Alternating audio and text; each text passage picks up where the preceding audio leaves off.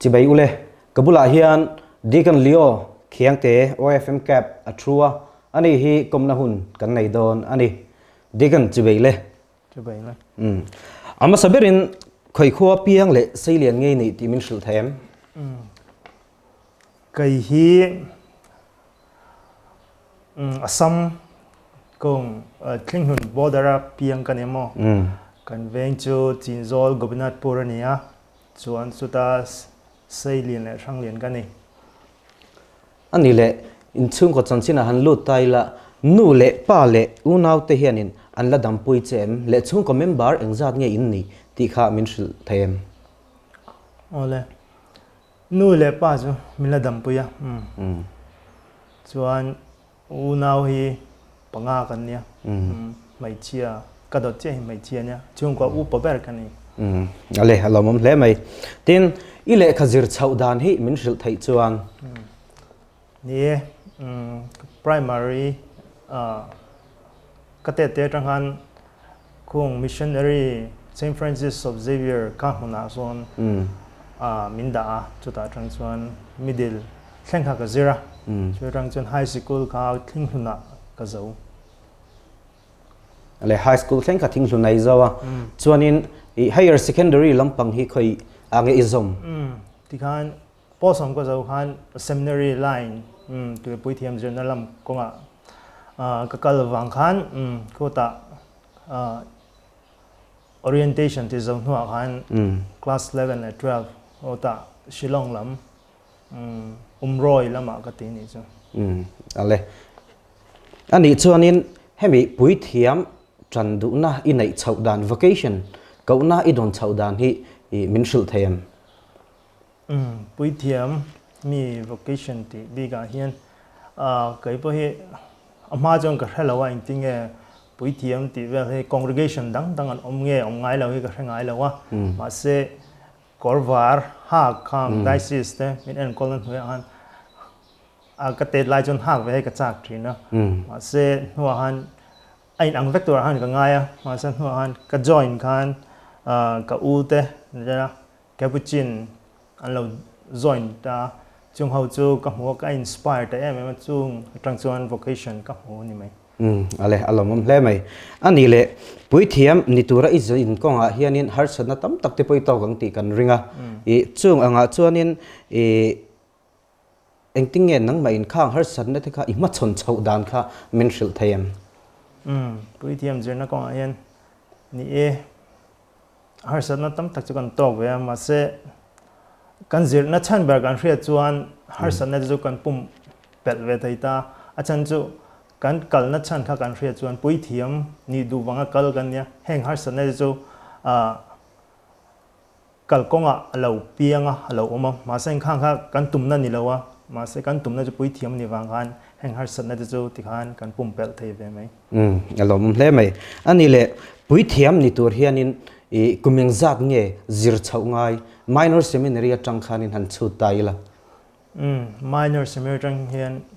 kumsompali ngai ni chu kumsompali in zir chawa chu in zir chau dan chip chiar kha min thlir tu te nan thria du kan ringa chuang cha min sil thayem minor seminary ti chu orientation chuan orientation kha kan ne kum kha chuan chumi zo hnuah class 11 le 12 ha zirlia chumi zo hnuah han postulancy kan zira postulancy han khata han khami postulancy kan zir bi ka tang hian a mainstream kan lut ta ti na ni ta postulancy tang hian chuan postulancy kan tia chumi chu athan chuan pre novitiate te pon tia chumi chuan novitiate kan lut ta postulancy kan zo ve na novitiate kan lut ta novitiate hian novitiate kan training zo chuan kan training zo ve le kork fual kan dong ta chu tang chuan post novitiate kan na ya chumi zo no 3 years of philosophy kan na ya kumthum philosophy le degree kha kan ti kopta kumthum ka chumi zo no 1 year of kumkhat ka the community experience kan na ta mo residency anti mai community experience kan ta chu kan na ya chúng mình dùng hoa theology kan zira kum li ni chu tu na Puithiam nghe kan tiếng đại cái net này ale alom hle mai ani chuanin khami pre novitiate le novitiate a kha chuanin engma le khazir kha in khoi lo ti na ni mo le khazir lam panga kan khoi thau nain ma se hatiang Paul tu na kan mishing riat zong hay Paul tihan school kala tihan graduation ti ve kha kan tilong ma se kai ma ni ti bi kha chu kai ma ni congregation engtin nge foundation kha kan zir big ta kan founder te engtin nge an lifestyle te chuan an writings te an lekha ziak te chuan khang te kha kan zira khang adang Franciscan source khang te po kan zir bo ale ani chuanin novitiate le pre novitiate a chuanin khami degree course zir lo khanin nangmani congregation chanchin kha in zir pum hlum top mai ti na ani ber ani mo ni ber ale hello bom hle mai ani le hey Puithiam line chau ni lo line da he tuina hobby kan ti kha in nei nge in ka ringa chu chu enge i hobby i tuina lampang hi min shil thayam yeah cái tuổi nó làm bằng biên cái chỗ sports là mà hàng cái tuổi ta chuan abik takin volleyball cái tuổi zual ta chan cho kan lu tir trang kan volleyball le basketball kha kan khoi mun ba chung te chu chumi zong na han volleyball kha nghe cái talent nghe cái tiếng cái tuổi nó zong kha ni wa han volleyball mà hàng cái tuổi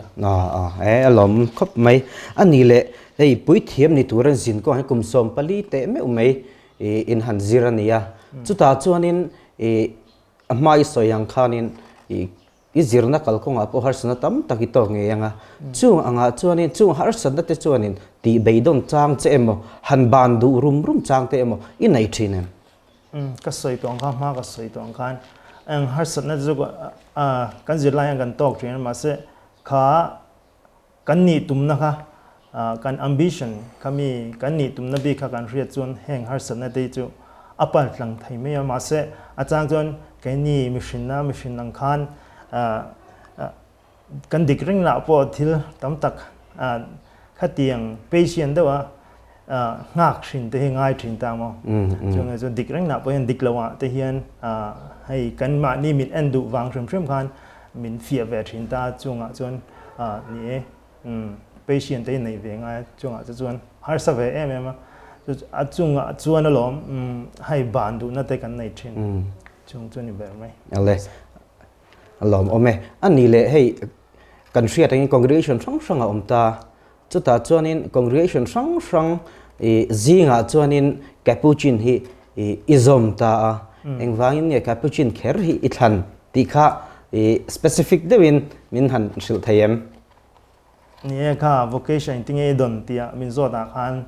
kalau soi to claim zong chu da chon capuchin du wang renga join kan ni lo ma se ka u te khan capuchin kha an lo join na chon ka cousin ti meng first cousin ho hian an lo join na an life ka inspired te em an ni an kal phung kha chu trang chuan o kai po ni ve ka du wa den ni chak ve ka capuchin kher ni lo in ma se khami line trim ka father line trim ni ka chaga ma san ka u te khan kan congregation arong kal ron te ti khan ka join ti khan kalau interest tamai ale along ame ani le hei priestly ordination nei mei turin ya chunga te chuanin som nate hansiam ta che tv kal tlangin ni clear room puite nili march nili ayan ko Mamit district Mamit Parish St. Francis of Assisi ordination kan nei dona chuta ring tu mi pui zong te ron tela mi ron troy oma ngien le som in ni kalome chan thanks alom ome ani le thanksgiving mass lampang hi engti khange inai don thanksgiving mass kan veng khung si asam lama kan nei dona kan venga nge nei katuma